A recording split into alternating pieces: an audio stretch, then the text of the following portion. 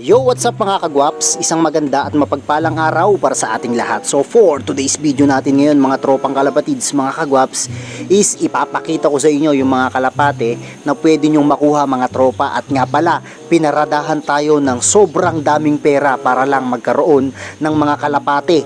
Yung isang puncher na gustong pumakyaw dito sa mga kalapate ni Kuya Gwaps TV Official. Bali ngayon mga tropa, ipapakita ko sa inyo yung mga ganitong klase ng linyada mga kagwaps, sapagkat itong mga ganito, ito yung binabayaran at ito yung gustong gusto ng mga buyer, lalong lalo na pang malakasan. Bali ito mga kagwaps yung gustong gusto nung nagsabi sa atin na mga puncher na itong mga ganito mga kagwaps, mga blue bar na mga makikinis at maliliit ang ilong mga tropa, kasi itong mga ganito mga tropa ay yung mga Vandenbroek natin na lahi ng overall champion natin na si Pakito mga kagwaps. Pasensya na kayo mga kagwaps at medyo madumi itong cage nitong sila Mr. Sablon mga kagwaps, sapagkat hindi tayo ngayon nakakapaglinis kasi nga 'di ba mga tropa, na aksidente tayo at maraming nagchat-chat sa atin, baka daw meron tayong mga ina-out dito na mga kalapate na pwedeng magpadulo sa kanila mga kagwaps, kasi sawang-sawa na raw sila na gumulong. So sa akin pa sila nagtanong talaga mga tropa. Kahihina lang ng mga hawak ko mga tropa. Tingnan nyo, ito yung first overall champion, tapos ayun yung babae, yung hen na white plate mga kagwaps, yun po yung Ilagan Lap champion natin mga tropa. So siguro sa mga ganitong linyada nila gusto nga kumuha para mas malakas siguro yung gulong mga kagwaps. So ayun, sa mga kalapatids natin dyan, marami nagtatanong sa atin kung nag-aalis ba si Kuya Gwaps TV Official. So ngayon po marami nakapasuksok sa atin, so mag-PM pa rin kayo mga tropa kasi baka meron pa rito. Ito naman sa mga stock loop natin mga tropa, ito yung mga hen natin na ibibreed natin mga tropa. So ayan o, yung pagudpud finisher natin na anak ni Mr. Guapo mga kagwaps, na magaganda ang linyada. Tapos ayan yung mga nakuha natin ngayon ng mga hen.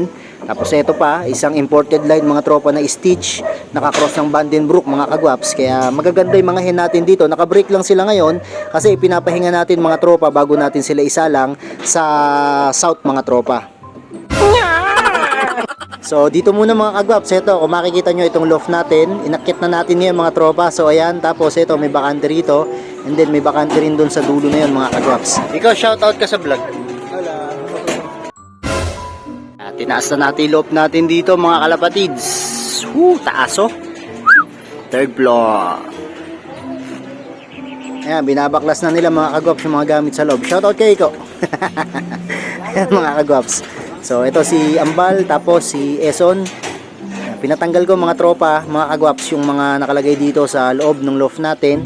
At itinaas natin dito sa roof deck mga tropa, mala punong ministro yung stylan. Pero syempre, mas maliit lang nakulungan yung andito sa atin mga kagwaps, kasi hindi kaya ng budget natin yung milyon na loft mga tropa. Ayan, nagsisimula na mga kagwaps itong si Yao Ming. O, ayan, kita nyo yung welder natin gumagawa na yan, si Yao Ming mga kagwaps. So ito yung location ng loft natin, mataas mga tropa.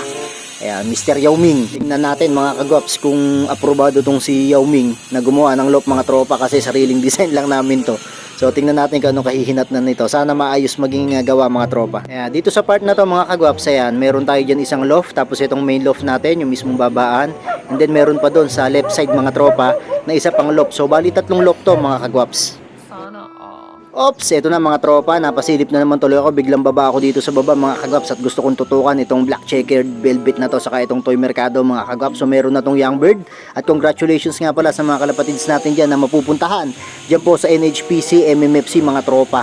So ganito lang yung mga linyada na kinukuha at ina-acquire nila sa atin mga kagwaps. Ayan, tingnan yung mga young birds, kakulay din mga kagwaps ng magulang nila, isang blue bar saka isang black checkered din mga kagwaps. So abangan natin tong magiging lipad nito.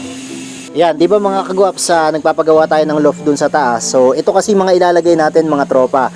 So kung makikita nyo doon sa mga nakaraang video natin, yung mga naka-viewing natin mga tropa ng mga young birds para sa North Derby Race 2024 mga kagwaps, is nandito, ibinaba natin sa stock loft natin para nang sa gayon mga kagwaps makapaggawa ng maayos si Yao Ming dun sa taas mga kagwaps. So konting silip lang dito sa mga young birds na ililipad natin ng norte mga kagwaps. So ngayon hindi pa sila batcher, at dito muna sila, palalakasin muna natin sila dito sa stock loft natin mga kagwaps. At pag akyat nila doon sa mismong main loft natin na ipinapagawa natin mga kagwaps, saka tayo magbabatak at magpapalakas ng mga young birds natin para sa norte.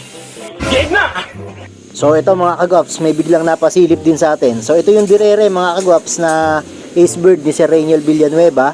At yung kulay white plate na yun mga kagwaps, so hindi ko nasasabihin kung kanino galing, sigurado alam nyo naman. O, ayan, sige, boss bilay niyan mga tropa. So, yun yung magkapares ngayon mga kagwaps at yan. Nakabreed sila para ngayon sa South mga kagwaps at syempre yung isa niyan is mapupunta din sa isang kalapatids natin. So abangan nyo kung sinong mapipili dito ni Kuya Gwaps TV. So lagi kong inaabangan tong magiging anak nitong dalawa na to eh. At nga pala mga kagwaps, nanonood pala rito na kung ikaw bago ka pa lang, oo, ikaw mismo sa nanonood nitong video ko na to, kung bago ka pa lang dito sa aking YouTube channel at ngayon mo pa lang napanood itong vlog ko, so huwag mo kalimutan na mag-iwan ng comment dyan sa baba at syempre, i-click mo na rin yung like. So kung hindi ka pa nakasubscribe, pakidamay mo na rin yung subscribe button para nang sa gayon, masubaybayan mo pa yung mga i-upload ko pa na video. Syempre naman mga kagwaps, hindi mawawala itong si Mr. Pakito. Ayan, kitang-kita nyo naman, lapit na naman siya ng lapit dito sa atin. So patukain natin mga kagwaps at namimiss na siguro nitong manakit. Ayan, so yung iba siguro sanay na rin na magpatukan ng mga kamay nila sa mga kalapati nila. So kasi ito mga kagwaps, ito yung isa sa paraan para maging maamo yung mga kalapati natin sa atin, di ba?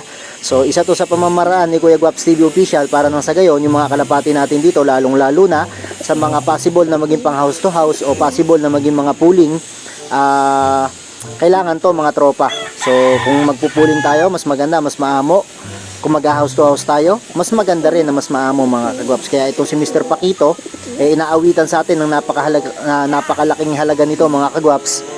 At talaga naman na hindi natin to iaalis basta-basta mga kagwaps. Pero yung mga anak niya na yun sa likod, binayaran na agad sa atin mga tropa. Ewan ko ba naman kung anong meron dito sa linya ng Vandenbroek ni Mr. Pakito. Mabagal naman sana mga kagwaps, pero ba't ang daming mga kalapatids na laging nagtatanong kung meron ba tong lahi, kung itong si Pakito ba ay inaalis natin at babayaran daw nila mga kagwaps ng malaking halaga. So pasensya na po kayo at hindi natin to i-out mga tropa kasi isa na rin to sa paborito kong ibon at syempre proud tayo rito kasi tag-champion. Ayan mga kagwaps, so tulong pala muna tayo sa taas. Ayan o. Umakyat ako mga tropa, so hawak ng bata ko ngayon itong cellphone natin na to at binoise over ko lang mga tropa kasi sinilip ko yung ginagawa dito ni Yao Ming sa taas mga kagwaps kung matibay at kung hindi ba tatangay ng hangin. Kasi pag ito tinangay ng hangin mga tropa kasama lahat ng kalapate, breeders, flyers, baka magkanda ubos mga tropa yung mga kalapate natin dito. So yan, bali third floor yan mga kagwaps kaya talagang tumaas yung pwesto ng loft natin ngayon. O yan mga kagwaps, kita nyo, mayroong isang inakay pala tong sila Pakito rito sa baba. Ayan no, si Daddy Pakito, yung foundation natin, may isang inakay. Babalay-balay tuwad na inakay mga kagwaps. Ito pala mga kagwaps, silipin din natin tong mga off color natin dito na mga red check mga kagwaps. So ayan, itong nasa kaliwa na to, ito yung hen mga tropa, so mukhang mangingitlog na. Tapos yung isang super sprinter natin mga tropa, ayan si Ace. So yun mga kagwaps, kung di pa kayo nakasubscribe, huwag nyo kalimutan na mag-subscribe. At syempre, yung bell notification huwag nyo kalilimutan ha. So dito ko natapusin to, bye.